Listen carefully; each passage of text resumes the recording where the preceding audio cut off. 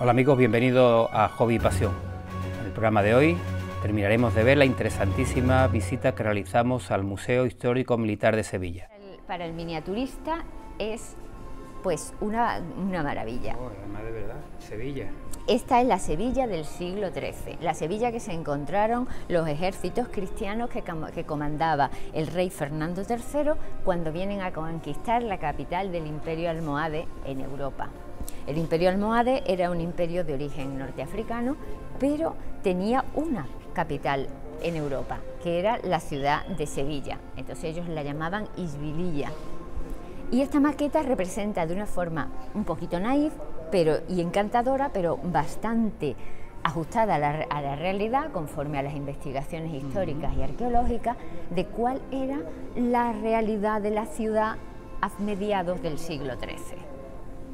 Como pueden ver, una cerca de murallas muy extensa que incluía no solo el núcleo urbano y sus principales edificios, sino también incluía terrenos baldíos, que no eran baldíos, sino que eran terrenos de huerta y pastizal, de forma que la ciudad se autoabastecía dentro de lo posible de alimentos. Allí están los caños de Carmona, que era un acueducto que estaba en servicio desde época romana. Sí, que todavía quedan restos. Sí, todavía quedan algunos restos, porque y se mantuvo en pie hasta prácticamente casi el cambio de siglo del XIX al XX. Entonces, cuando la teórica modernidad exigía que se derribaran las murallas de las ciudades, que se tiraran los monumentos antiguos, porque entonces muchos no se consideraban monumentos, sino se consideraban ruinas. El antiguo puerto, ¿no?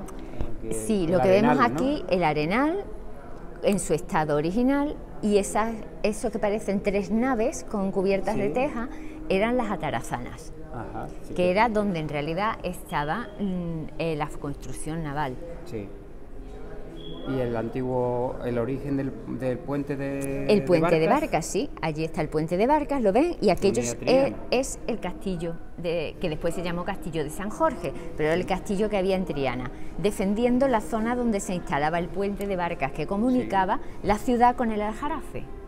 Sí. Esta parte representa el Aljarafe. Y este castillo, aunque aquí ha habido un, digamos, error intencionado de escala, este castillo representa a San Juan de Aznalfarache.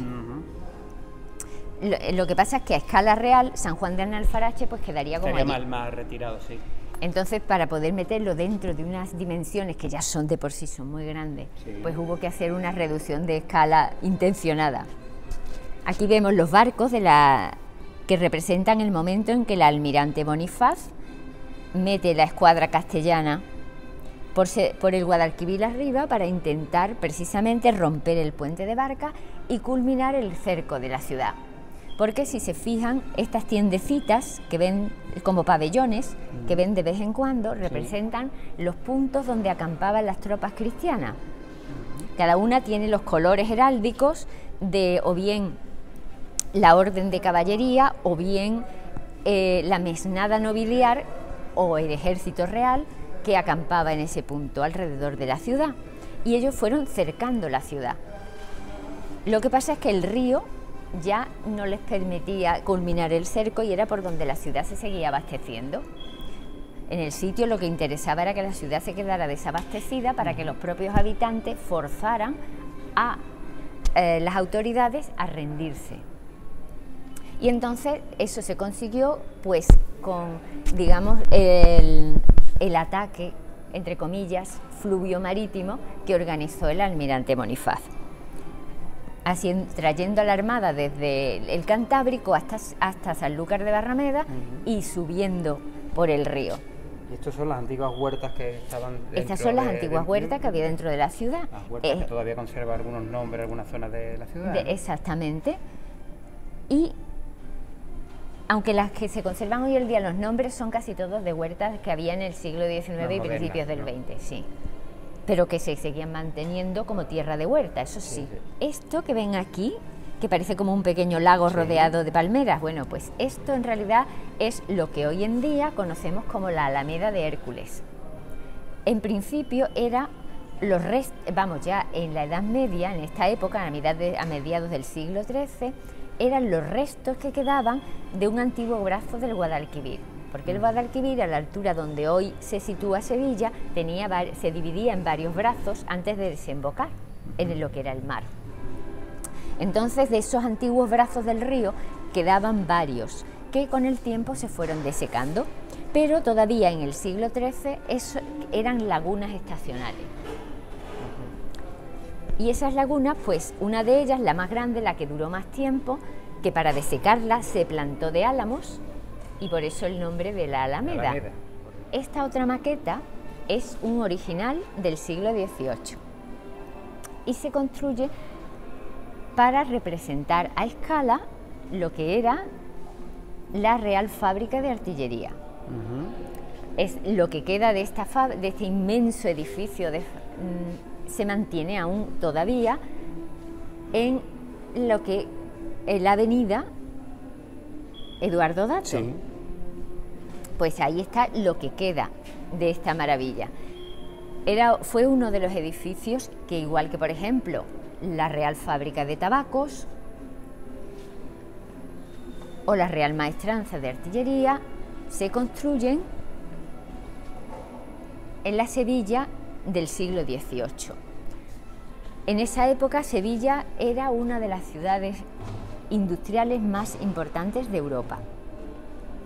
Aquí en estos paneles ven toda la explicación histórica de la evolución del edificio y demás. Y si se fijan, los maquetistas pueden encontrar aquí un trabajo primoroso. ¿Y es la original, maqueta original? Es original del siglo XVIII. La hicieron, por lo visto, trabajadores de la propia fábrica. Tiene en algún par de puntos hay colocados unos espejos para que pueda verse cómo han representado incluso los artesonados de los techos. ¿No? Se ven los patios, se ven las zonas de trabajo, las galerías de trabajo, se ven donde estaban los hornos de fundición del metal. Sí, aquí está el espejo. Y ahí está el espejo y se ve el artesonado de los techos. Y en esta otra lo que hay es toda una serie de colecciones que seguramente a los miniaturistas les va a encantar, y por eso vamos a asomarnos, porque son trabajos hechos a escala por los aprendices de la escuela de la maestranza de artillería.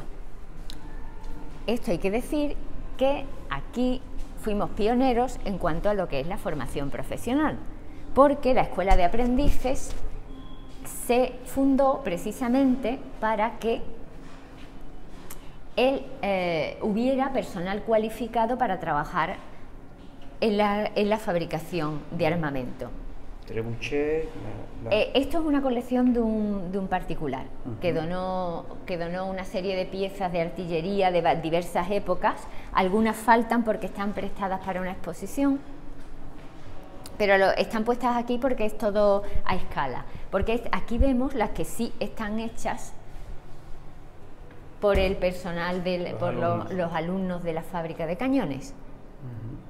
Hay también de distintas épocas, de forma que son trabajos de fin de curso, era algo así como... Son fundiciones, ¿no? Que es de fundición, que sí. No es, que es metal y madera. Sí, es metal y madera. Aquí se supone que los alumnos hacían un trabajo de fin de curso. Entonces en cada época pues se ven que son trabajos diferentes. En una le tocaba hacer armas y en otras lo que hacían eran máquinas, porque estos son máquinas exactamente iguales que las que se utilizaban en la fábrica, como se puede comprobar en esas fotografías de época, pero a escala. Que es tenemos esta muy larga, que es cuartel maestre, y esta otra, que es la que tiene la recreación de los talleres, los talleres y todo lo que es munición. La zona dedicada a maestranza y pirotecnia, aquí están a la derecha todos los diferentes talleres que había en la maestranza, y a la izquierda todo es producción pirotécnica. Todo tipo de munición, y tenemos desde los torpedos hasta las balas, pasando también por supuesto por los bolaños, aunque estos ya son metálicos. Son metálicos, sí.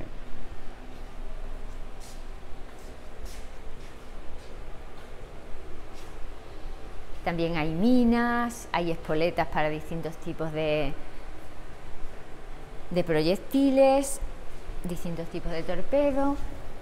las primeras bombas aéreas. Y esa maqueta es el primer dron. Sí, radio control. Y los talleres, ¿ves? Esto sí ya no es miniatura, esto ya es recreación de los talleres. Ahí estaba el de carpintería, esta es la imprenta, porque también tenían su propia imprenta. Luego aquí tenemos el de química, que es con unas piezas interesantísimas. Y luego finalmente el de electricidad, que también tiene unas piezas muy interesantes, entre ellas los propios muebles expositores, porque formaron parte de la muestra que la fábrica de artillería presentó a la exposición iberoamericana de 1929. Muy interesante. Aquí, pues ya veis, aquí veis toda un muestrario completísimo.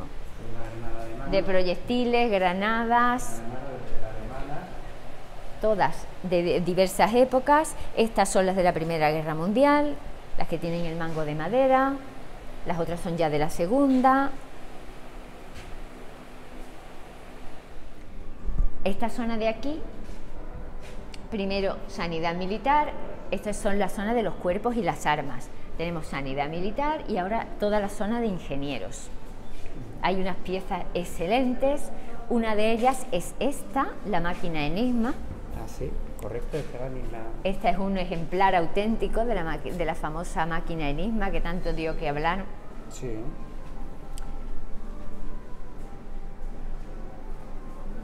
Muy interesante, curioso. Sí, señor. La Alemania hilderiana regaló a Franco y a su ejército 6 máquinas Enigma. De ellas, 2, digamos que están en nuestra área, porque el Museo de Cartagena tiene otra. Y el Museo de Cartagena es una sección delegada del Museo de Sevilla. Entonces, el Museo de Cartagena está especializado en artillería. Y también, pues claro, también tiene piezas de, por ejemplo, de la cuestión de ingenieros y de comunicaciones. Y ahí es donde encaja esta maravilla. Aquí seguimos con ingenieros, con la parte de telecomunicaciones, que hemos empezado con la máquina y con los heliógrafos, que son los antiguos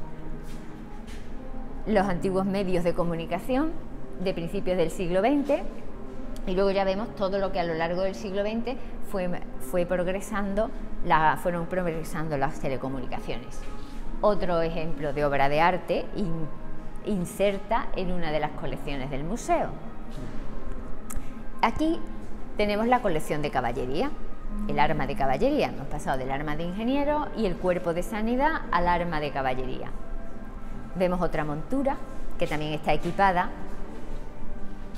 con material de época, y luego vemos algunas banderas que representan, se llaman banderas de percha, y representan con sus motivos heráldicos a distintos regimientos del arma de caballería. No están todos, pero sí algunos.